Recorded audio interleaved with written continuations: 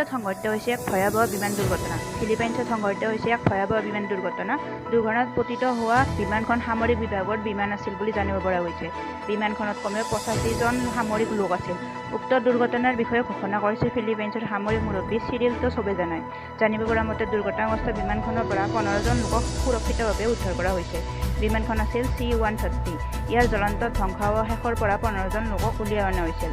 উক্ত বিমানখন চুলু প্ৰদেশৰ জলৰ দ্বীপত অৱতৰণ কৰিবলৈ চেষ্টা কৰি থকা অৱস্থাত দুৰ্ঘটনাগ্ৰস্ত হয়। News desk report, news 247 today.